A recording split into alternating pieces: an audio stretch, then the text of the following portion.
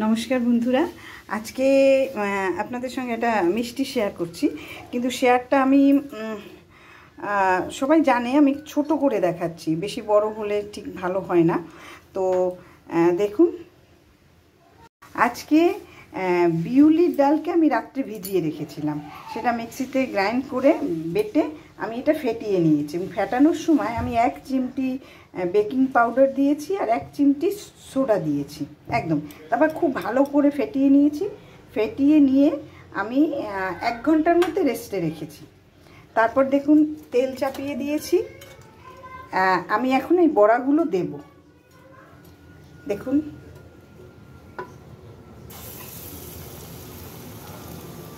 বড়াগুলো দিচ্ছি। খুব সুন্দর হয়েছে বড়াগুলো।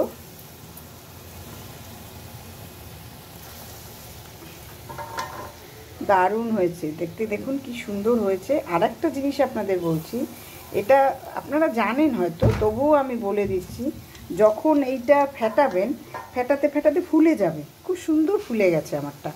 ফুলে গেলে আপনারা একটু জলে 1 চিমটে দিয়ে দেখবেন হাত দিয়ে। যদি জিনিসটা জলে ভাসে তাহলে বুঝবেন ফেটানো হয়ে গেছে। কিন্তু অনেকটা সময় আপনি ফেটাবেন, কিন্তু অনেকটা সময় হাত দিয়ে বা কিছু দিয়ে, যেটা আপনার সুবিধা হবে সেটা ফেটাবেন। আমরা হাত দিয়েই ফেটাই, তাতে সুবিধা হয়।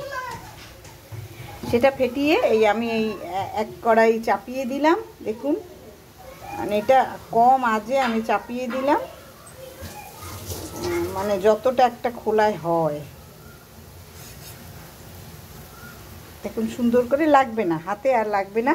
আর যখন এটা করবেন, মানে এটা দেবেন, হাতটা একটু ভিজিয়ে নেবেন। দেখুন আমি এই জল রেখেছি হাতটা ভিজিয়ে এটা দেওয়ার জন্য। দেখুন আমার বড়া কিন্তু একদম লাল লাল হয়ে গেছে। আমি জালটা কমিয়ে নিলাম। এখন এটা আমি সেঁকবো। সেঁকে আমি চিনির শিরা করে রেখেছিলাম। দেখুন চিনির শিরার মধ্যে ফেলছি। আগেও আমি করে রেখেছি, আগেও কয়েক খোলা হয়েছে।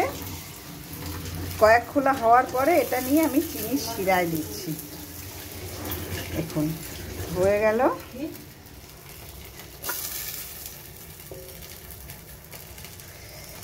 এটা দেখুন চিনির শিরায় দিলাম।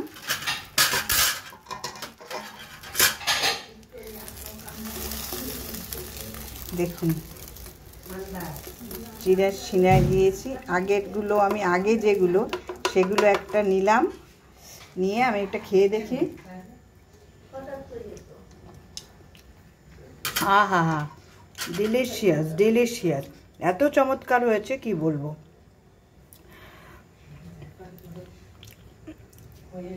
দেখলেন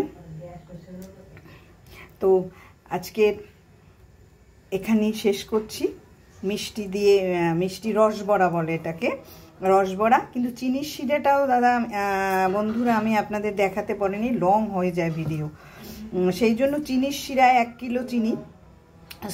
কিলো জল নেবেন। আপনার যতগুলো পিঠা করবেন আপনারা ঠিক ততটা পরিমাণে জল নেবেন, খাওয়ার জল নিয়ে সেটার মধ্যে চিনি দেবেন। মুখে দিয়ে দেখবেন একটু কড়া মিষ্টি, কারণ বড়ায় তো আপনার কিছু দেওয়া হয়নি। বড়াটার মধ্যে চিনিটা ঢুকবে, রসটা ঢুকবে, তাতে জানি বড়াটা মানে মিষ্টি হয়। সেই রকম মিষ্টি নিজের আন্দাজ মতো করে দেবেন। তার মধ্যে 2-3টে এলাচ দেবেন। আর হ্যাঁ, আর একটু সামান্য নুন দেবেন, সামান্য নুন দিয়ে ওটা ভালো করে ফুটাবেন। দেখবেন যখন লাল মতো হয়ে গেছে, ফুটে একটু দেখবেন ধরে, দেখবেন শিরাটা হয়ে গেছে। তখন ঠান্ডা করে বড়া ভাজবেন আর এর মধ্যে দিতে থাকবেন। তো আজকে রসবড়া আপনারা দেখলেন, কেমন লাগে আমাকে কমেন্টস করে জানাবেন। খেতে দুর্দান্ত হয়েছে, দুর্দান্ত। আজকের মতো আসছি, নমস্কার।